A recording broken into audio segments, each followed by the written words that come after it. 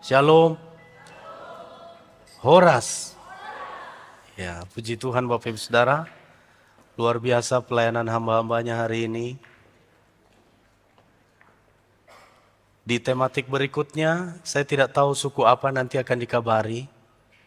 Ya, jangan mau kalah dengan teman-teman kita orang Batak ya. Iya. Puji Tuhan Bapak Ibu Saudara. Mari kita membuka Alkitab kita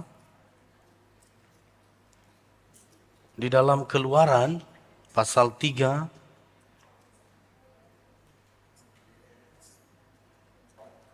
Keluaran pasal 3 ayat 1 sampai 15. Keluaran pasal 3 ayat 1 sampai 15. Saya akan membacakannya, Bapak Ibu bisa melihat Alkitabnya atau lihat di layar. Adapun Musa, ia biasa menggembalakan kambing domba Yitro mertuanya, imam di Midian. Sekali ketika ia mengiring kambing domba itu ke seberang padang gurun, sampailah ia ke gunung Allah, yakni gunung Horeb. Lalu malaikat Tuhan menampakkan diri kepadanya di dalam nyala api yang keluar dari semak duri. Lalu ia melihat dan tampaklah semak duri itu menyala, tetapi tidak dimakan api. Musa berkata, baiklah aku menyimpang ke sana untuk memeriksa penglihatan yang hebat itu. Mengapakah tidak terbakar semak duri itu? Ketika dilihat Tuhan bahwa Musa menyimpang untuk memeriksanya, berserulah Allah dari tengah-tengah semak duri itu kepadanya, Musa, Musa. Dan ia menjawab, ya Allah.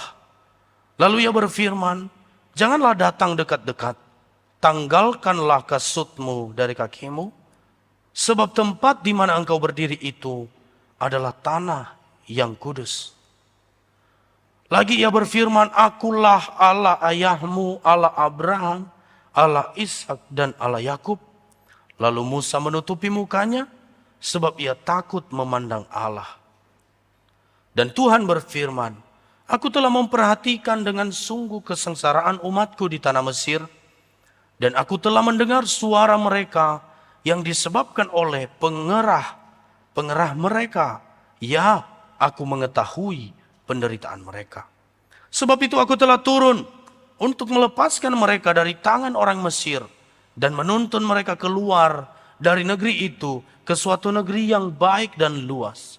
Suatu negeri yang berlimpah-limpah susu dan madunya, ke tempat orang Kanaan, orang Het, orang Amori, orang Feris, orang Hewi, dan orang Yebus. Sekarang seruan orang Israel telah sampai kepadaku. Juga telah kulihat betapa kerasnya orang Mesir menindas mereka. Jadi sekarang pergilah untuk aku mengutus engkau kepada Firaun untuk membawa umatku orang Israel keluar dari Mesir. Tetapi Musa berkata kepada Allah, siapakah aku ini? Maka aku yang akan menghadap Firaun dan membawa orang Israel keluar dari Mesir. Ayat 12. Lalu firman-Nya, bukankah aku akan menyertai engkau? Inilah tanda bagimu bahwa aku yang mengutus engkau. Apabila engkau telah membawa bangsa itu keluar dari Mesir, maka kamu akan beribadah kepada Allah di gunung ini. Lalu Musa berkata kepada Allah, tetapi apabila aku mendapatkan orang Israel dan berkata kepada mereka, Allah nenek moyangmu telah mengutus aku kepadamu, dan mereka bertanya kepadaku bagaimana tentang namanya, apakah yang harus kujawab kepada mereka?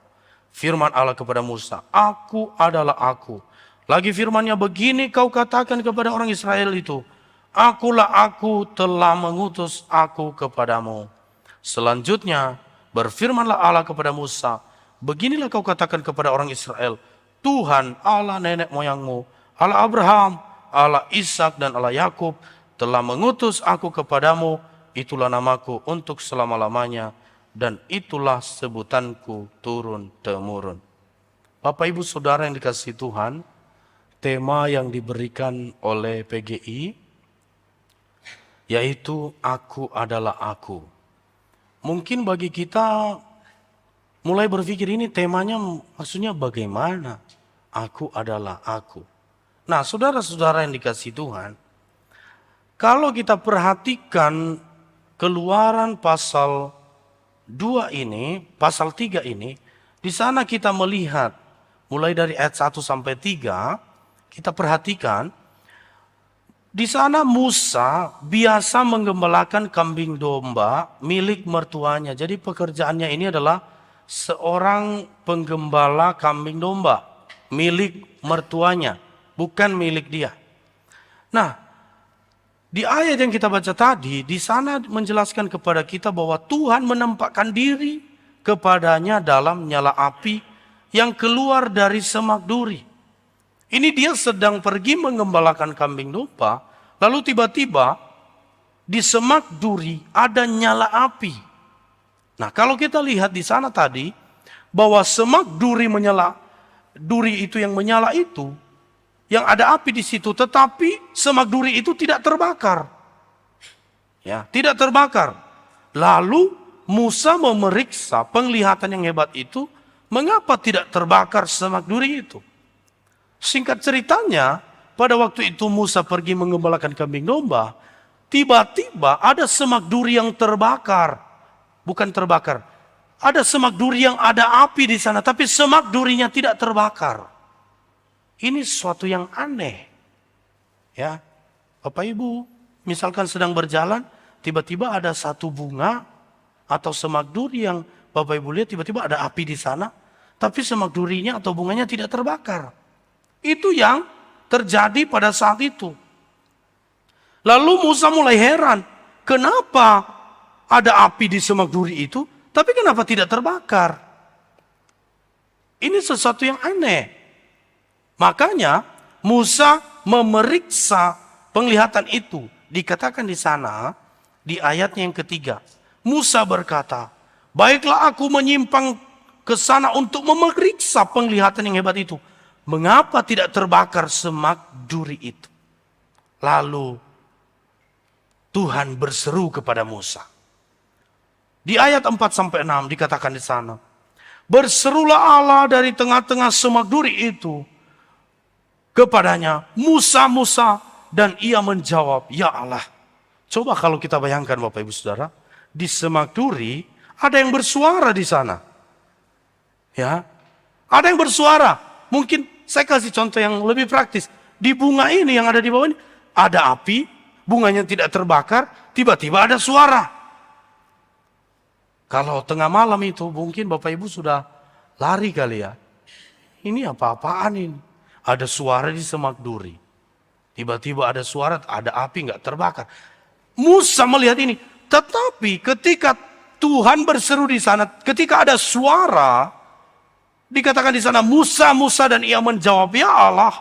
Itu Musa dengan spontan mengetahui bahwa itu adalah Allah. Dilanjutkan Bapak Ibu Saudara. Mungkin firman Tuhan ini agak membosankan. Karena ini kita belajar sejarah sedikit Bapak Ibu Saudara ya. Nah, ia berfirman, jangan datang dekat-dekat.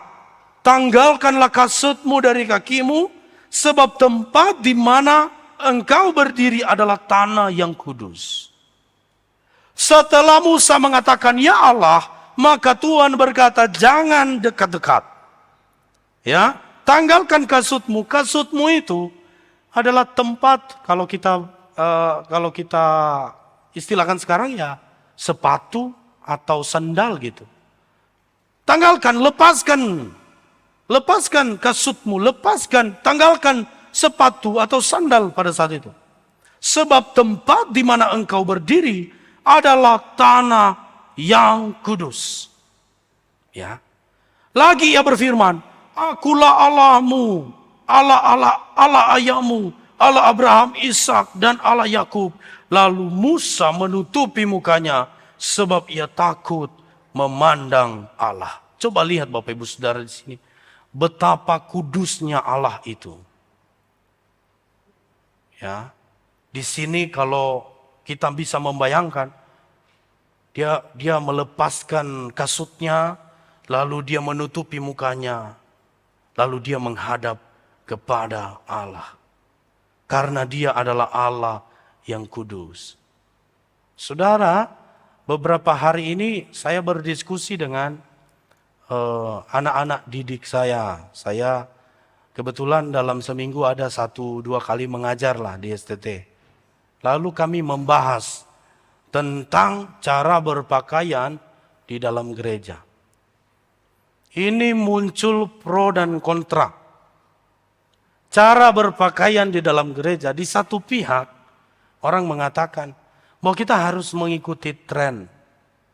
Gak apa-apa dong, kita pakai tank top dalam gereja, kan Tuhan melihat hati. Ada yang berkata begitu Bapak Ibu Saudara. Gak apa-apa dong kita pakai kaos oblong saja di dalam gereja, lalu pakai jeans yang sudah sobek-sobek, pakai sepatu kets. Tuhan lihat hati. Kita harus ikutin perkembangan. Masa ya kita hidup terus menerus di zaman yang lalu? Masa kita harus pakai baju yang seperti baju Tuhan Yesus? Itu di satu sisi. Tapi ada juga yang terus mempertahankan bahwa ketika kita beribadah, kita sedang bertemu dengan Allah. Kita harus benar-benar menjaga etika kita ketika kita bertemu dengan Allah. Saudara yang dikasihi Tuhan, bagaimana dengan pendapat saya secara pribadi? Mahasiswa bertanya, lalu menurut Pak dosen bagaimana? Saya bilang, saya kasih satu perumpamaan. Ketika engkau diundang ke istana presiden untuk bertemu presiden di sana, kira-kira pakaian apa yang akan engkau pakai? Mulai muncul komentar. Pada intinya semua berkomentar bahwa kita harus memakai pakaian yang sopan. Karena kita mau bertemu dengan Allah kita. Mau bertemu dengan presiden. Saya berkata kepada mereka, Allah itu adalah di atasnya presiden. Dia itu penguasa langit dan bumi. Kalau engkau bertemu dengan dia, seharusnya cara berpakaianmu bagaimana? Jawab masing-masing. Harusnya kita yang bisa menjawabnya. Tidak perlu lagi diajarkan soal itu. Karena dia Allah yang kudus. Di sini saja kita bisa melihat bagaimana Musa meninggalkan kasutnya untuk bertemu dengan Allah. Dia menutupi mukanya. Karena dia melihat Allah yang kudus. Saudara-saudara yang dikasihi Tuhan. Di sini Tuhan memperkenalkan dirinya kepada Musa. Dan kalau kita baca selanjutnya di sana dikatakan. Dan Tuhan berfirman, aku telah memperhatikan dengan sungguh kesengsaraan umatku di tanah Mesir. Dan aku telah mendengar seruan mereka. Yang disebabkan oleh pengerah-pengerah mereka. Ya, aku mengetahui penderitaan mereka. Saudara yang dikasihi Tuhan. Sebenarnya poinnya ada di poin yang keempat ini. Kenapa tiba-tiba Allah menampakkan dirinya kepada Musa? Karena Allah mengasihi bangsa Israel. Kalau kita perhatikan, kalau Bapak Ibu belajar sejarahnya ini, sebenarnya bangsa Israel pada saat itu, mereka itu sedang dihukum. Mereka sedang ada di Mesir. Mereka sedang tersiksa di sana. Lalu Tuhan mengasihi mereka. Allah melihat penderitaan mereka. Orang Mesir pada saat itu sedang menindas bangsa Israel. Kenapa orang Israel dibuang ke Mesir? Karena dosa mereka juga. Karena mereka sudah melakukan kesalahan sebelumnya, mereka dibuang ke Mesir. Tetapi setelah berapa lama, Allah tiba-tiba menampakkan diri kepada Musa. Kenapa? Karena bangsa Israel itu adalah bangsa pilihan Allah. Dan dia sangat mengasihi bangsa pilihannya. Allah melihat penderitaan mereka. Allah mendengar doa mereka. Setelah di pembuangan, maka orang Israel mulai sadar. Setengah mati kita di bangsa Mesir ini. Mereka mulai sadar akan perbuatan mereka. Ya, bukankah kita seperti itu Bapak Ibu Saudara? Kadang-kadang kita baru sadar itu setelah dihukum Tuhan. Ya, itulah mengapa banyak kesaksian-kesaksian kalau Bapak Ibu lihat. Banyak orang yang bertobat gara-gara kecelakaan dulu gitu ya. Kecelakaan dulu, dihukum Tuhan dulu. Sakit dulu. Sakit sampai sesakit-sakitnya. Oh iya baru sadar gitu. Susah dulu, baru bertobat. Baru sadar. Itulah bangsa Israel pada saat itu. Dihukum Tuhan dulu baru sadar. Bapak Ibu Saudara jangan terjadi itu sama kita ya. Jangan dihukum dulu baru sadar. Baru kembali itu sakit. Kalau kita merenungkan firman Tuhan, Tuhan menyadarkan kita melalui firman Tuhan, cepat-cepat sadar. Kenapa? Dosa itu ada konsekuensinya, selalu ada. Entah itu cepat atau lambat, pasti ada. Jangan sampai konsekuensinya kita terima dulu, baru kita sadar. Itulah bangsa Israel. Tetapi di tengah-tengah pergumulan mereka, Allah mendengar doa mereka. Allah ingin Musa memimpin bangsa Israel keluar dari tanah Mesir. Bapak Ibu Saudara, dari sifat Allah ini kita bisa melihat bahwa Allah itu mengerti penderitaan umatnya. Allah itu mendengar seruan umatnya. Jangan Bapak Ibu berpikir ketika sudah doa sungguh-sungguh, pagi, siang, malam sudah berdoa, lalu kita berpikir Allah tidak mendengar doa saya. Allah mendengar Bapak Ibu Saudara. Itu yang terjadi di bangsa Israel. Mereka berseru kepada Tuhan. Allah mendengar doa mereka. Allah turun untuk menolong umatnya. Allah melihat dosa orang Mesir yang menindas umatnya. Itu yang terjadi pada saat itu. Makanya di sini dikatakan bahwa Allah memilih Musa untuk menjadi pemimpin bangsa Israel. Bapak Ibu Saudara, usia Musa pada saat itu 80 tahun. Ya. Pada waktu Allah memilih dia memimpin bangsa Israel, usianya 80 tahun. Usia yang sudah tidak muda lagi. Kita melihat bagaimana Musa merespon. Ayat 11 dikatakan begini. Siapakah aku ini? Maka aku yang akan menghadap Firaun dan membawa orang Israel keluar dari Mesir. Saudara yang dikasihi Tuhan, sebenarnya kalau kita perhatikan dari Musa lahir di Keluaran pasal 1 sampai pasal 2, sebenarnya Musa ini cocok sekali dan layak untuk menjadi pemimpin. Kenapa? Dia punya iman kepada Tuhan. Dia punya karakter yang baik. Tidak ada kurang-kurangnya. Tetapi Musa di sini merespon, siapakah aku ini? Maka aku yang akan menghadap Firaun. Musa merasa tidak layak. Dia merasa tidak layak terhadap panggilan Tuhan ini, Bapak Ibu Saudara. Bapak Ibu Saudara mungkin pernah dipilih ketua panitia kah? Atau dipilih jadi penatua, dipilih jadi pemimpin pemuda. Lalu pernahkah Bapak Ibu mengatakan, kenapa harus aku? Aku nggak bisa buat apa-apa. Ya, siapakah aku ini? Aku nggak layak. Di sisi lain itu sesuatu yang bagus. Tapi di sisi lain ini merupakan juga penolakan terhadap panggilan Tuhan. Setelah saya membaca tafsiran-tafsiran Bapak Ibu Saudara, ini sebenarnya bukan sikap rendah hati. Ini adalah sikap rendah diri, berbeda. Menganggap diri tidak mampu. Pada akhirnya nanti ini bisa menjadi bahwa udah lebih baik Tuhan pilih orang lain saja. Dan itu terjadi Bapak Ibu Saudara kalau kita baca pasal-pasal selanjutnya. Sebenarnya Musa itu banyak sekali dia menolak panggilan Tuhan. Tapi pada akhirnya dia tetap menjalankan juga panggilan Tuhan itu. Dikatakan di sana, siapakah aku ini? Maka aku yang akan memimpin. Kenapa Bapak Ibu Saudara? Orang-orang Israel itu susah diatur. Mereka tidak bersenjata, sering tawar hati, dan seringkali tidak mampu menolong diri sendiri. Secara moral, sungguh mustahil membawa orang Israel keluar dari tanah Mesir. Musa sudah memikirkan itu semua. Kalau saya jadi pemimpin di Israel, saya akan mengalami kesulitan. Kesulitannya apa? Ini orang-orang Israel susah diatur. Diatur Tuhan saja kadang-kadang tegar tengkuk, dikatakan dalam Alkitab. Mereka susah diatur. Lalu apa lagi? Mereka sering tawar hati. Moral mereka rusak. Lalu Tuhan memilih Musa untuk memimpin mereka. Tunggu dulu. Saya nggak mampu. Itulah yang terjadi pada saat itu. Tapi setelah Musa mengatakan itu, Allah mengatakan begini. Kita lihat di Keluaran 3:12. Lalu firman-Nya, bukankah aku akan menyertai engkau? Inilah tanda bagimu bahwa aku yang mengutus engkau.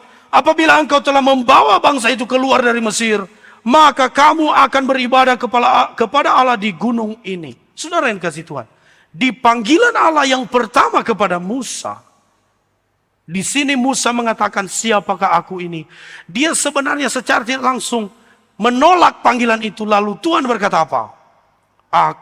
Bukankah aku akan menyertai engkau? Saudara, sebenarnya Musa sedang berpikir bahwa aku tidak mampu melakukan pekerjaan ini. Kenapa? Karena Musa berpikir kepada dirinya sendiri. Tapi Allah datang mengatakan bahwa aku akan menyertai engkau. Artinya, sebenarnya Allah di sini mengatakan bahwa ketika Tuhan memanggil seseorang menjadi pelayan Tuhan, Tuhan pasti menyertai. Saudara-saudara yang dikasihi Tuhan, maka jangan pernah menolak panggilan dari Tuhan. Bapak Ibu pernah mendengar sebuah cerita. Saya pernah ceritakan di sini. Seseorang pemuda dipanggil untuk melayani Tuhan. Dia bilang, aku masih muda, aku sibuk belajar, aku sibuk dengan sekolahku. Sibuk karena masih SMA. Lalu sudah lulus SMA, masuk ke kuliah, dipanggil lagi sama ibu gembala. Ayo pelayanan, kamu ini punya potensi. Kamu bisa memimpin teman-temanmu. Dia bilang, aku nggak bisa, aku lagi kuliah, aku lagi sibuk. Mohon maaf ibu gembala. Setelah lulus kuliah, dipanggil lagi sama ibu gembalanya. Ayo pelayanan di gereja, kamu itu suaramu bagus. Kamu itu bisa mimpin kor. Apa katanya? Aku sibuk bekerja. Aku nggak bisa. Setelah dia mapan, dia bekerja, sudah punya uang. Lalu ibu gembala datang lagi, ayo. Kan kamu lebih fleksibel waktunya sekarang. Nggak bisa, tanggung jawab saya ini walaupun saya nggak bekerja seperti karyawan pada umumnya. Tapi otak saya terus berputar. Karena saya punya jabatan yang tinggi. Pokoknya dia cari alasan untuk menolak panggilan itu. Pada akhirnya dia sakit. Masuk rumah sakit. Dia sakit kanker, stadium 4. Gak bisa buat apa-apa lagi.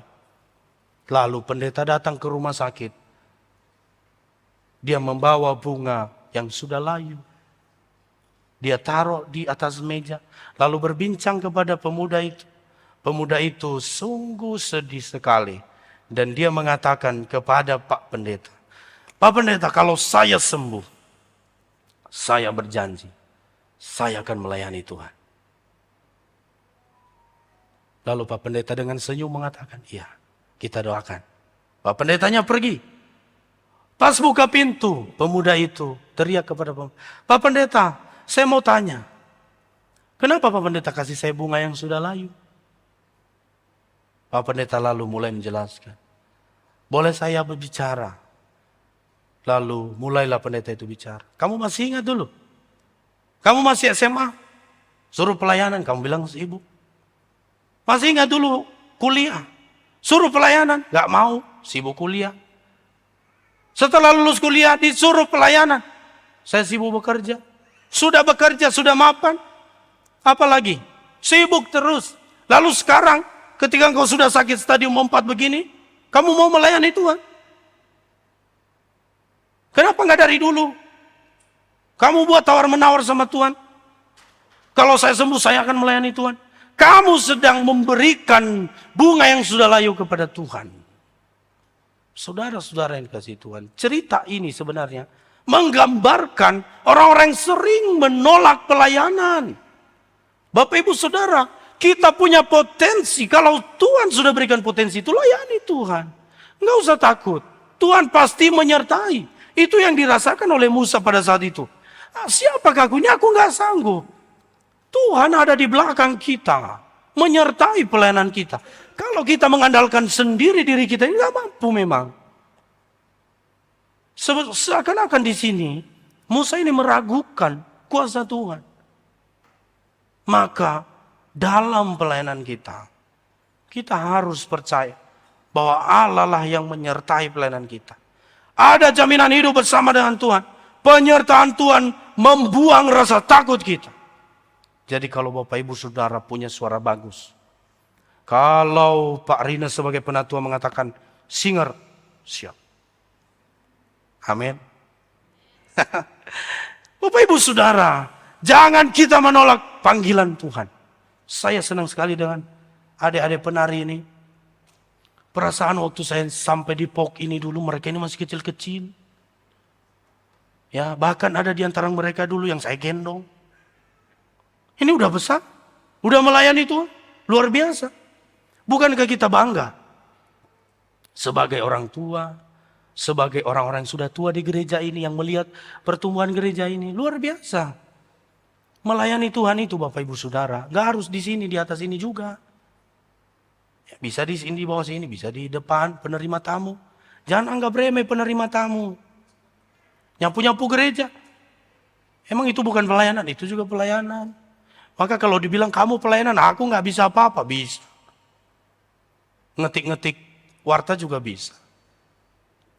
Aku gak mampu. Tuhan berkata begini, bahwa aku akan menyertai engkau. Setelah Tuhan berkata begitu, ada respon lagi dari Musa. Musa berkata begini, lalu Musa berkata kepada Allah, tetapi apabila aku mendapatkan orang Israel dan berkata kepada mereka, Allah nenek moyangmu telah mengutus aku kepadamu dan berkata, dan mereka bertanya kepadaku bagaimana tentang namanya, apakah yang harus aku jawab? Ini penolakan kedua sebenarnya. Setelah Allah mengatakan aku menyertai engkau, lalu Musa berkata, Tuhan, kalau misalkan saya memperkenalkan Tuhan kepada mereka, dan mereka tanya siapa Tuhan itu? Siapa nama Allah Tuhan itu? Kenapa Bapak Ibu Saudara?